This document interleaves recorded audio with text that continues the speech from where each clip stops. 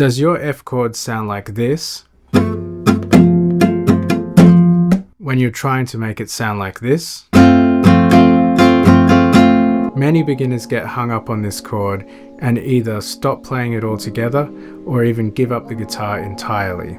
In this video, I'll show you why your F chords don't sound clean and exactly how you can fix it so you can play confident, clean F chords every single time. Let's get into it. So what's so hard about the F chord compared to the other chords that beginners learn? Well, we learned pretty early on that we need to keep our fingers nice and bent in order to not touch the other strings. For example, with this C chord here, we keep our fingers curved and we get this sound. But if the angle is too shallow like this, you end up with this sound. So you're essentially cutting off some of the strings. With the F chord, the second and third finger are still bent, but now you have a first finger bar which is straight. It's kind of like the first finger is doing the opposite of what the other fingers are doing. Most beginners will start by attempting to form this chord from the first finger first and then go 1, 2, 3 like this, but we're going to go the opposite way and start with the third finger first.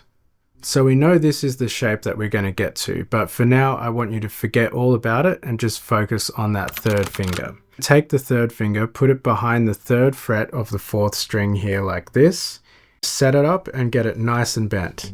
Play that D string that we've got our finger on, and then we're going to play the open G below. If that's working for you, we can move on to the next step. If not, it might be because the angle of the finger is too shallow, so therefore it's touching that open string. So you just need to make a steeper angle.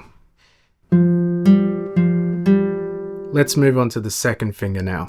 So without disturbing the vertical angle of the third finger, we're just going to reach that second finger back onto the second fret of the third string. Play the fourth string, third string, and second string. So if that's all working, let's move on to the next step. This time we're not going to have an open string in our chord. Take our first finger, put that on the first fret of the second string like this. Allow it to touch the high E string. We're not doing any bars and we're not doing any open strings for this one. And if it sounds nice and dead like that on the high E string, then you've done it right. So now all of your fingers should be set up in a good position to play this F chord because you've got your second and third finger nice and bent, and that first finger is getting ready to play this bar, which we'll cover now. So now we're going to take the thumb, lower it down towards the floor, and this is going to allow us to push the wrist a bit more out. Slide the thumb towards the other hand. So we're going to end up somewhere around the third fret area. Swing that elbow in towards the ribs a little bit to allow the palm to be more parallel with the fretboard. So if you've set this up well, you'll notice that the first finger is now laying on its side and the other fingers are sort of leaning into that. So the weight of your hand is kind of tilted towards that first finger. Let's try it out. So if yours isn't working, that's perfectly normal. And part of the reason that might be is because we took quite a long time to get to this point where we actually played the chord.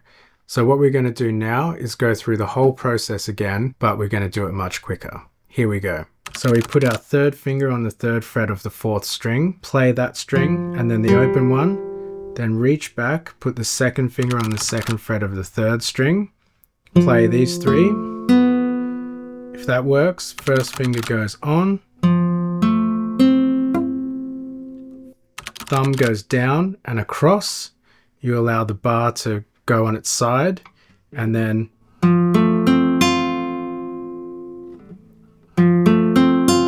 if you can play this F chord cleanly, you're just one small step away from playing bar chords all over the neck in any key that you want.